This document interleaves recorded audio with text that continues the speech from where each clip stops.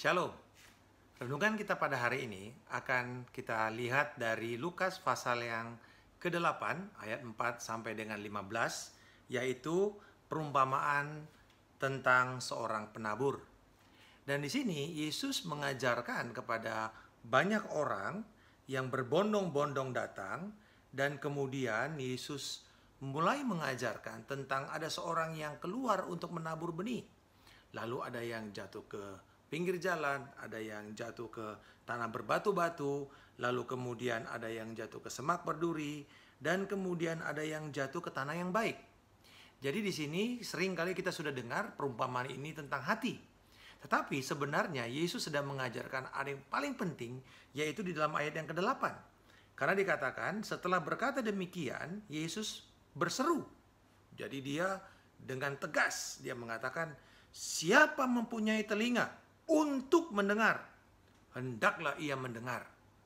Jadi ini sebuah seruan, sebuah perintah.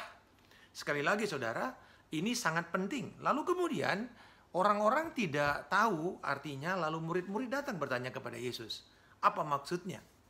Dan yang menarik, semua dikatakan oleh Yesus adalah tentang benih itu adalah firman. Lalu kemudian ada yang berbicara mengenai tanah yang di pinggir jalan, yang mendengar, tapi kemudian datang iblis, mengambil semua itu. Lalu tanah yang berbatu-batu, orang yang mendengar, menerima dengan gembira, tapi tidak berakar. Sehingga ketika masa sulit datang, mereka juga binasa. Yang ketiga, yaitu adalah jatuh ke semak berduri, yang mendengar firman, dan kemudian dalam pertumbuhan selanjutnya terhimpit oleh kekhawatiran dan kekayaan serta kenikmatan hidup, sehingga tidak menghasilkan buah yang matang. Dan yang keempat, yang jatuh di tanah yang baik dikatakan mendengar firman itu, menyimpan dalam hatinya, dan mengeluarkan buah dalam ketekunan. Nah, menarik sekali bahwa di sini ada kata mendengar berulang-ulang Yesus katakan. Nah, kata mendengar ini penting karena di sepanjang perjanjian lama, terutama dalam bahasa Ibrani, kita tidak menemukan kata taat yang diterjemahkan ke dalam bahasa Indonesia atau bahasa Inggris mengenai kata obedience dalam perjanjian lama, sebenarnya berasal dari kata mendengar, yaitu dalam bahasa Ibraninya syamah, mendengar. Dan Alkitab berkata telinga yang mendengar itu diciptakan oleh Tuhan. Telinga yang mendengar diciptakan oleh Tuhan. Amsal 20 ayat 12. Jadi saudara, Tuhan mau kita mendengarkan syamah. Nah, kalau kita mendengar berarti ada sesuatu yang diharapkan oleh Tuhan. Karena di dalam Ulangan pasal yang ke-6, Allah memerintahkan melalui Musa untuk mereka mulai hari itu dengan berdoa dan mengucapkan Syama Israel, dengarlah hai Israel, Tuhan Allah itu Esa, kasihlah Tuhan Allahmu dengan segenap hati, dengan segenap jiwa, dan segenap akal budimu. Nah saudara-saudara, dikatakan oleh Yesus bahwa di dalam semua hukum terletak di dalam firman itu. Kasihlah Tuhan Allahmu dan sesamamu manusia seperti dirimu sendiri. Nah saudara-saudara, apa sih arti kata syamah atau mendengar? Kenapa ini begitu serius? Konsep syamah di dalam perjanjian lama itu artinya listening is obeying. Mendengar itu artinya mentaati. Itu sebabnya kata mendengar dan taat itu bisa kadang-kadang gonta-ganti di dalam pemakaian di perjanjian lama. Listening is obeying. Jadi kata mentaati berarti saya mendengar perkataan otoritas saya dan saya lakukan langsung hari itu juga. Saya langsungkan seketika itu juga.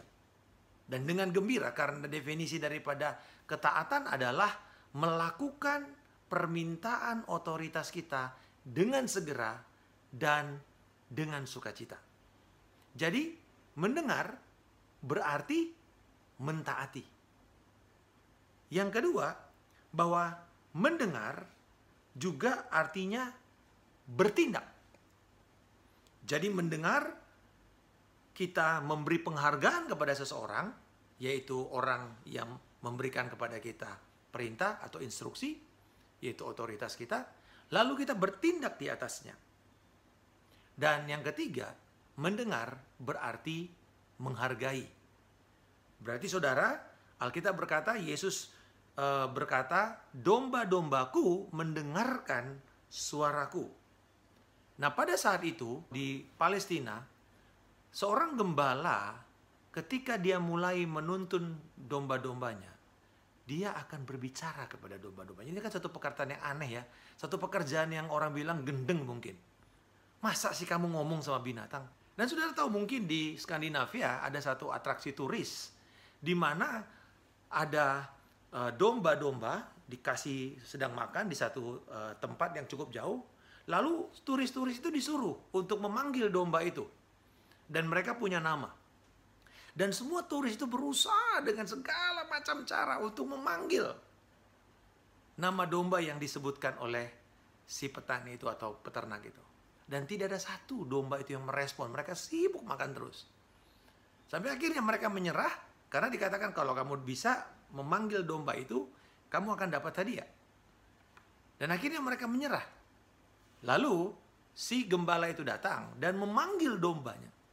Dan 2 kali panggilan, domba itu mulai berlari mendekat dan mendengar suara daripada yang memanggil, yaitu gembala. Kenapa? Sederhana. Gembala itu menghabiskan waktu dengan domba, dan domba itu menghabiskan waktu mendengar suara gembala.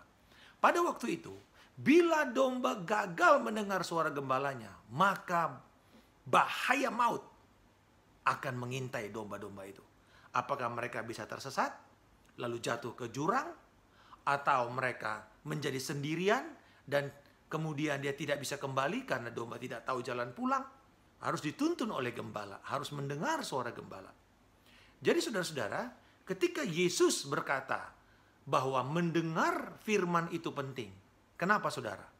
Dari 3 yang pertama itu, ini mencerminkan sebenarnya musuh kita. Musuh manusia itu cuma 3 saudara. Pertama iblis. Dan iblis berusaha untuk mengambil firman itu sesegera mungkin. Kita dengar firman, mungkin kita nggak punya respect kepada firman Tuhan. Apakah waktu kita mendengar khotbah, terutama pada masa COVID-19 ini, di mana kita mulai beribadah dari online. Sehingga kita bisa mungkin sambil bermain-main, main handphone, atau kita tidak punya respect, dan kita hanya sekilas mendengar firman. Namun tidak menerima dengan sungguh-sungguh.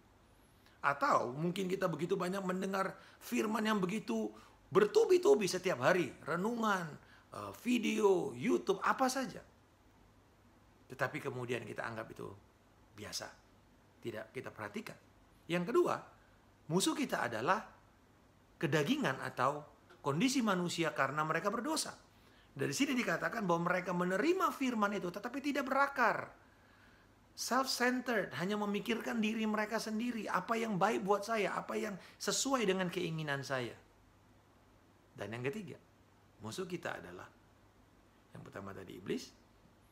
Yang kedua, kedagingan kita karena dosa, kondisi manusia yang berdosa. Dan yang ketiga adalah dunia, yaitu sistem nilai dunia. Di sini dikatakan diwakilkan oleh kekhawatiran, oleh tipu daya kekayaan, dan oleh kenikmatan hidup. Ya, dan kita tahu di tengah-tengah kondisi sekarang ini, kita sulit untuk mendapatkan kenikmatan hidup seperti traveling, makan-makan di restoran, kumpul-kumpul dengan teman di kafe, atau kita kekayaan yang ada pun selama ini tidak bisa kita nikmati karena keterbatasan. Dan yang lebih parah lagi adalah kekhawatiran dari semua berita-berita yang kita dengar.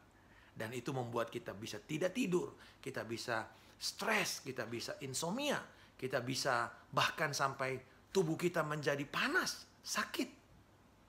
Nah saudara-saudara, Yesus berkata, perhatikan 3 musuh kamu ini. Dan firman yang jatuh di tanah yang baik, firman yang didengar, firman yang dikatakan bahwa setelah dia mendengar, dia melakukan. Listening is obeying, listening is doing, listening is respecting. Jadi ketika dia tanah yang baik itu adalah, yaitu kita mendengar dengan sikap yang atentif, yaitu sikap yang menaruh perhatian penuh, menyimpan itu dalam hati, dan kemudian melakukan itu di dalam ketekunan. Firman itu tidak satu hari terjadi, tapi kita terus menerus melakukan firman itu. Keep doing it, keep doing it, keep doing it. Maka saudara akan melihat hasilnya. Buah ketekunan itu. Dikatakan ada yang 30, 60, 100 kali. Tapi di dalam kitab Lukas ini menarik dikatakan bahwa mengeluarkan buah dalam ketekunan. Bahwa buah itu bisa karakter, buah itu bisa hikmat ilahi, dan buah itu bisa kesaksian hidup. Nah saudara, saya mau tutup dengan ini. Jadi bagaimana respons kita terhadap firman Tuhan? Bagaimana yang namanya tanah hati yang baik itu? Saudara, mari kita mendengar firman Tuhan dengan penuh perhatian. Semua orang yang sedang membagikan firman, mari kita perhatikan baik-baik, kita catat. Kita hargai firman Tuhan itu. Allah yang berbicara lewat firman-Nya. Allah yang masih berbicara kepada kita lewat firman-Nya. Yang kedua, kita menerima dengan iman. Kita percaya, kita mengatakan, Tuhan sekalipun mungkin sulit untuk saya pahami, tapi saya terima dan saya akan lakukan. Yaitu yang ketiga, melakukan dengan ketaatan penuh. Dan saudara, saya percaya pada waktu kita mendengar dengan sungguh-sungguh, atentif, mendengar dengan penuh iman, dan mendengar langsung melakukan, mentaatinya, maka saudara, kita akan terselamatkan dari bahaya-bahaya maut. Kita akan terselamatkan dari tipu daya setan. Kita akan terselamatkan dari setiap jebakan dan ikatan jeratan dunia. Bapa, aku berdoa untuk setiap kami yang mendengar firman-Mu pada hari ini. Tuhan, terima kasih telinga yang Engkau ciptakan untuk mendengar.